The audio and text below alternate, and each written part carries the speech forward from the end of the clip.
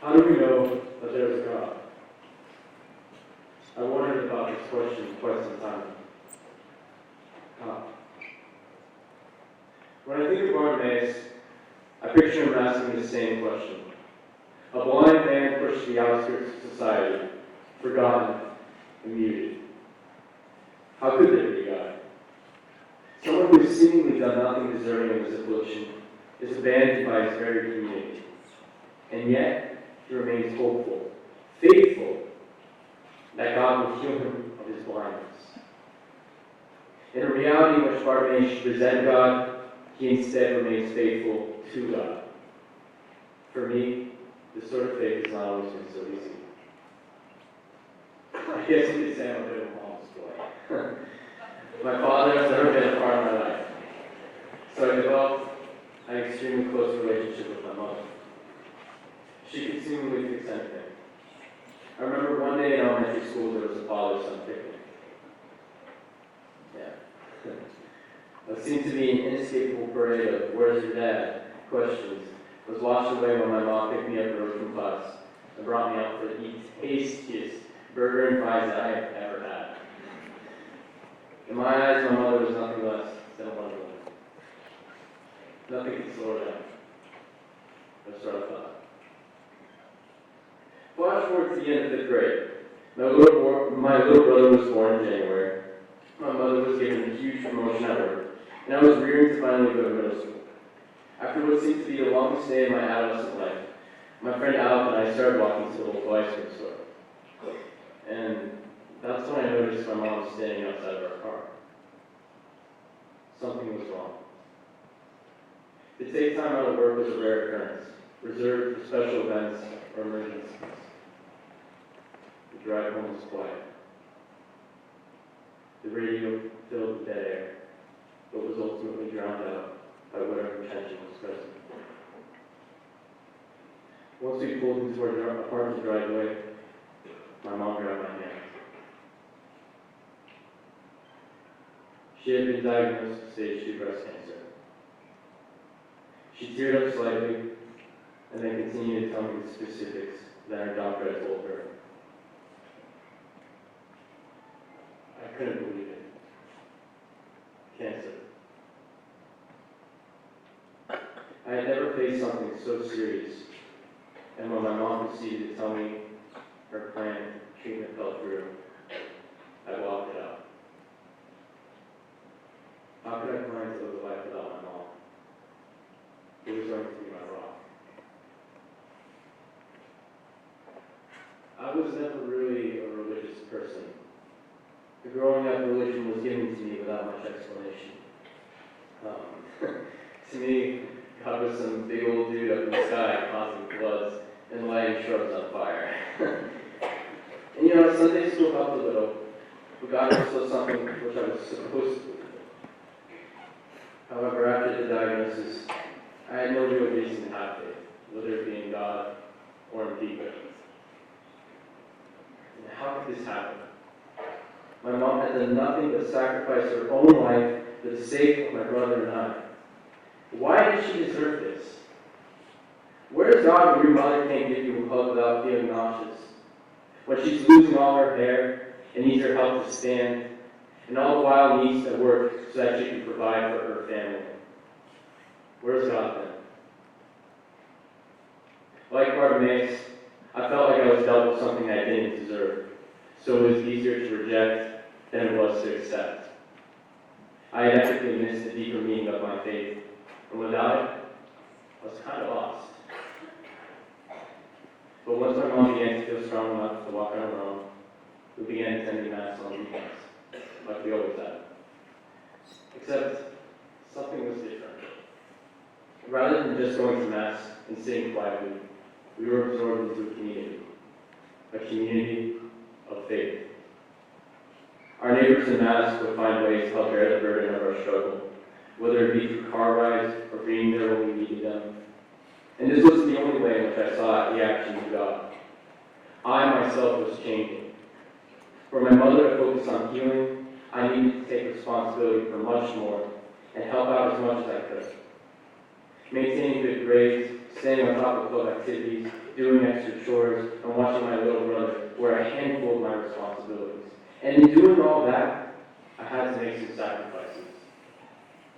But to be a rock for my mother, as she had been for me my entire life, those sacrifices were worth it.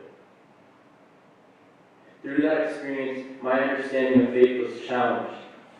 From that point on, I could no longer passively have faith, but I now needed to be a rock for others, just as my mom had done for me. Similar to my own experience, Bartimaeus' rock, Jesus was Bartimaeus' rock, and upon being healed, Bartimaeus decides to follow Jesus, continuing the act of being a rock for others.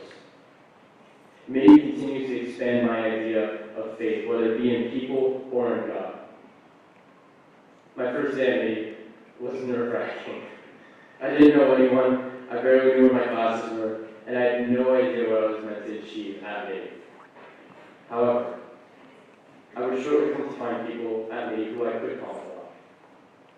Now looking back at the memories I've created here, I feel as though, with God's help, I have grown to be able to be a rock for some other people too. So today, we choose how we grow with our community. Today, we choose how we deepen our faith. Today, we all face the very same question which Jesus asks Bartimaeus. What do you want me to do for you?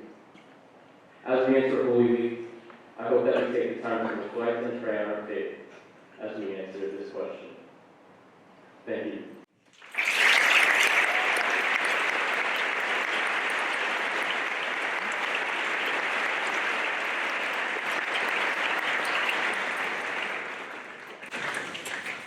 When I was first asked to speak at this assembly, I had just gotten back from Kairos, and immediately I said yes, without even thinking.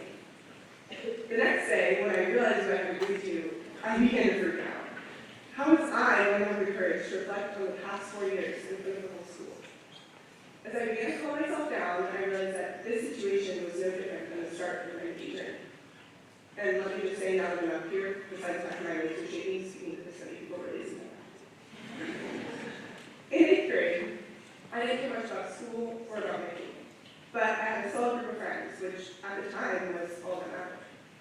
The summer leading up to that year, I had spinal fusion surgery that flipped my world upside down. So I was excited to move on to Santa Clara High School with all my friends and begin a new adventure. Or at least that was the plan. I applied to Mitty just for kicks. I never really considered it as an option. Some quick insight into what I mean by this is one day in December, my mom dropped me off at Mitty for what I thought was some type of tour. Turns out it was an HSBT. I didn't have a pencil. Yeah. My opportunity was that far-fetched, and quite frankly, I didn't care. It wasn't what I wanted. So, to save coming home to the black admission folder with the Archbishop Mitty gold seal on the front was a surprise, is an understatement. My parents were excited.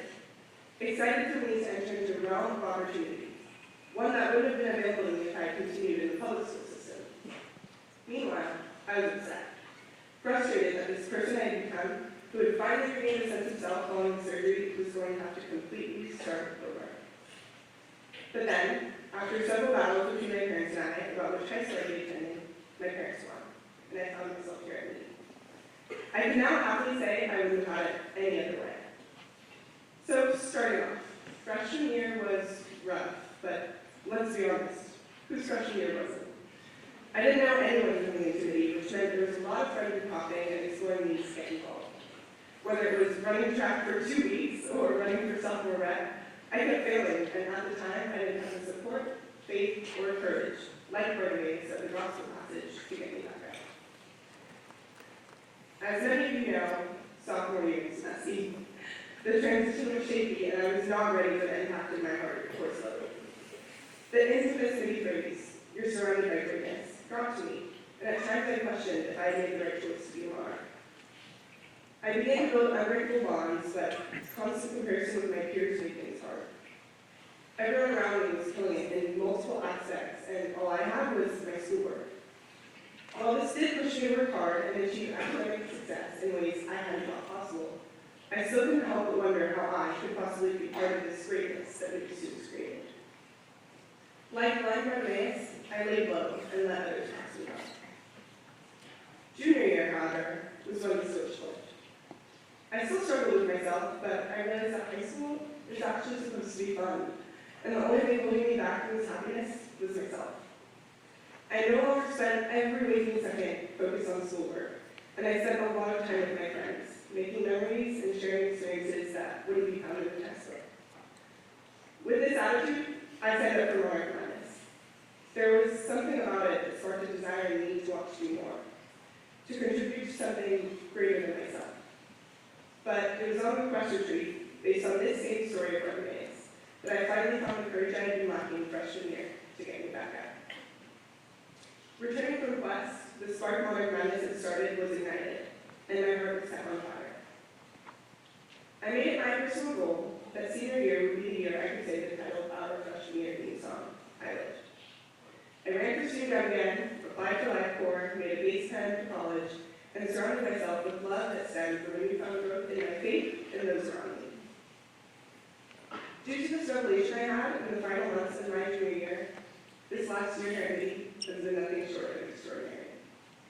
Having been on ECJ in America this past summer, a retreat leader with my small groups of Musketeers and my Edna family, a retreat with the Redbirds, and a member of Oxford Marrow BC and Life Corps, I have learned to love more deeply and be grateful. I have no one but the campus ministry team to thank for these unforgettable experiences and support. Having been able to be president for such a remarkable class and lead with 8 other incredibly talented individuals, bringing home another Spirit Week victory in the long-awaited Monarch Madness sweep, has taught me about the power of spirit and a whole lot about myself. It has taught me the meaning of community. Thank you to the student government program, and most especially the class of 2017. On top of these lessons, I have those that have gathered every day from the people around me. I've created bonds with staff, teachers, and friends that I know will last far beyond these halls. Thank you to every person I've encountered. Like the people in the crowd for Bartimaeus, you told it in me to find myself to get back up. I look back now and see that as a freshman, I was like Bartimaeus, blind to the people in front of me. I came to be pessimistic and feeling lost, not brave enough to continue on and find what set my heart on fire. And things stayed this way for a long time. It wasn't until I found it in myself to stand up and make a change that I felt like I discovered my place, or that I discovered I could actually do stuff like this. It's okay if you feel lost at this point in your journey and you don't have it all figured out. I certainly didn't, and I know a lot of us seniors still don't. I had to commit to a college in less than a month, and I had no idea what I was going to be doing. My point is, if you're unsure where you are in your quest, it isn't about knowing exactly what you want to do. It's being brave enough to go out there like Bartimaeus and take risks that matters. So, go out there. Find activities you're passionate about, people and communities like this one who truly care about you, the presence of faith in your life, and most importantly, a version of yourself you'll unconditionally love, and embrace all of them fully. Take it from me. It's never too late. So, what are you waiting for? Whether it be 3 years, 2 years, one last year here at Mitty, or the next chapter of your life. Take courage.